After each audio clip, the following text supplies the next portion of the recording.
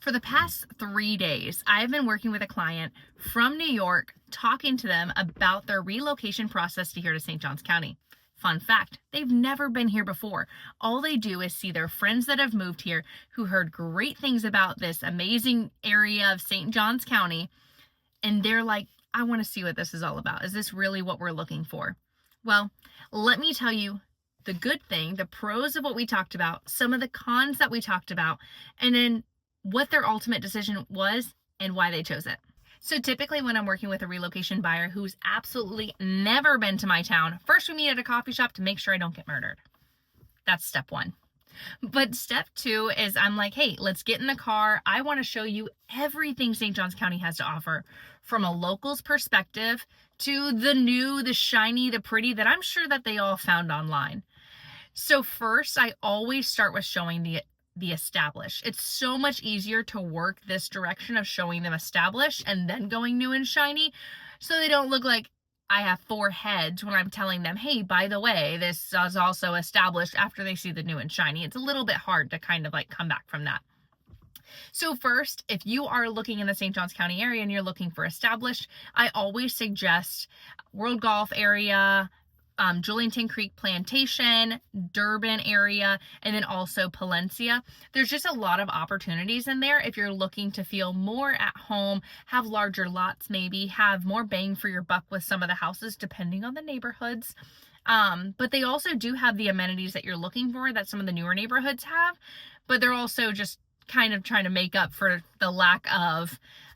But there's a lot of opportunities within established neighborhoods. It just depends on what type of lifestyle you're looking for when moving here. So my first day, I showed him the new the resale and what's available with local options, and we had a lot of conversations. One of the conversations was, how is traffic? Well, we got to kind of experience it on the local perspective. And so will I admit that traffic is rough? Traffic can be pretty rough. I mean, it is what it is at the end of the day.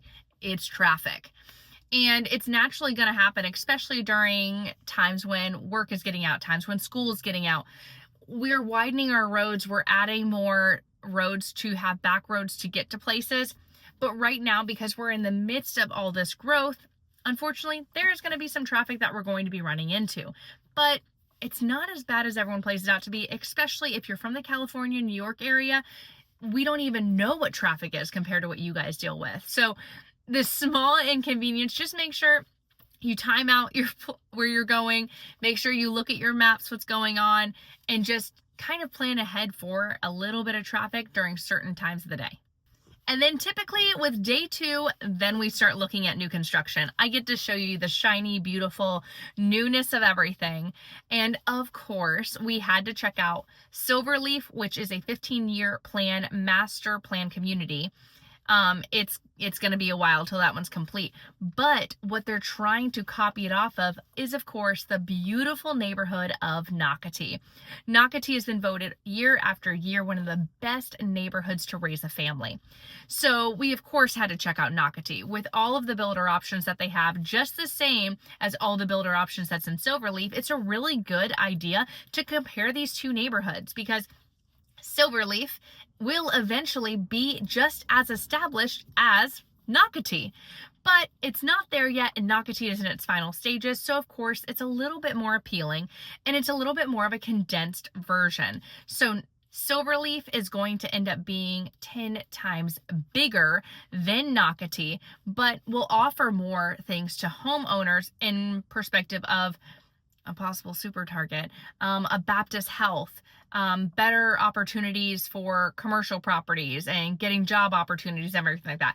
So, and it's very centralized too.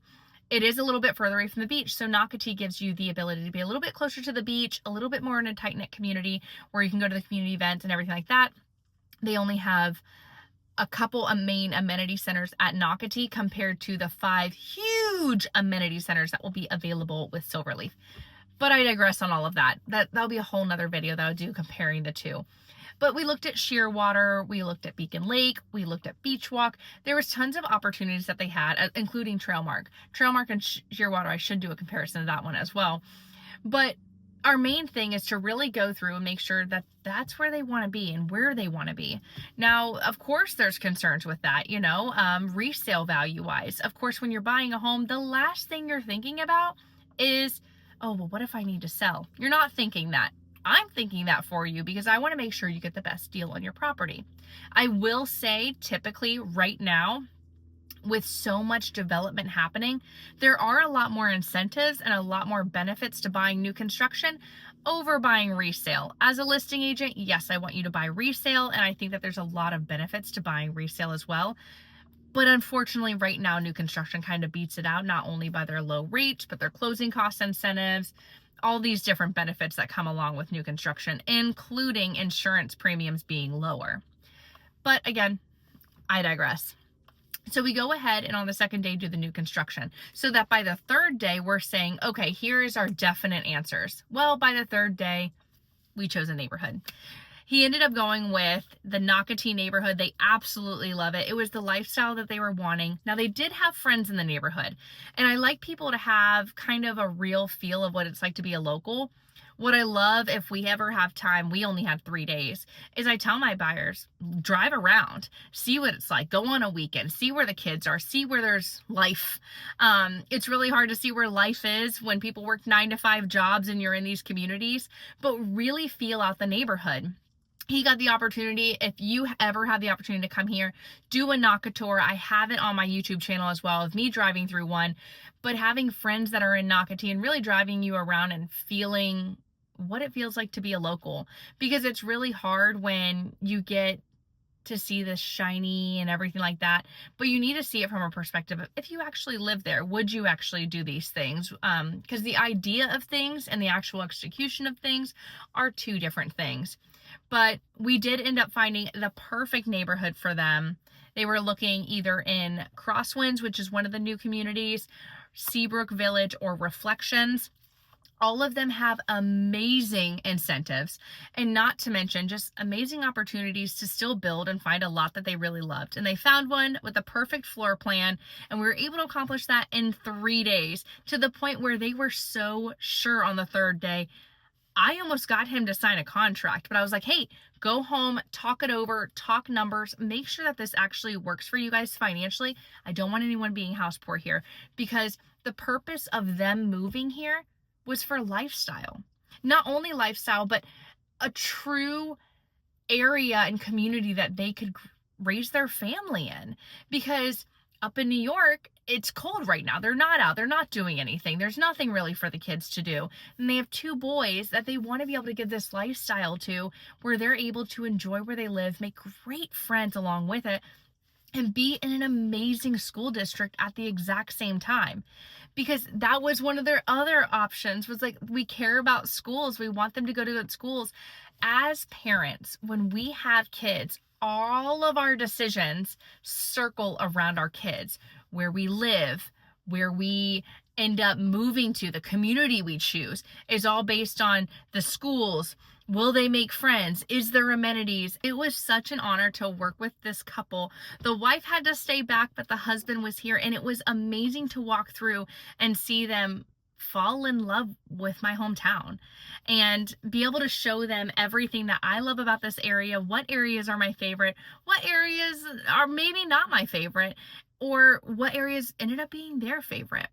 So if you were thinking about relocating to the St. Johns County area, I have a couple things for you and resources that you could use yourself that they also used. I have a St. Johns County guide that breaks down not only the relocation process, but also breaks down the city based on the zip code and what communities are within there, what the CDD fees look like, what the amenities look like, what the school district is, where that zoning is, restaurants to check out, anything to make you feel better adjusted for your move here. So if you have any questions or would like a copy of my guide, DM me, comment below. I'm happy to share. And if you ever get the chance to come down here and possibly think about relocating, I would love to connect and show you around my hometown. So if you're looking for more content on St. Johns County, what it's like living here, and honestly another reason to live here, like and subscribe. Did you subscribe?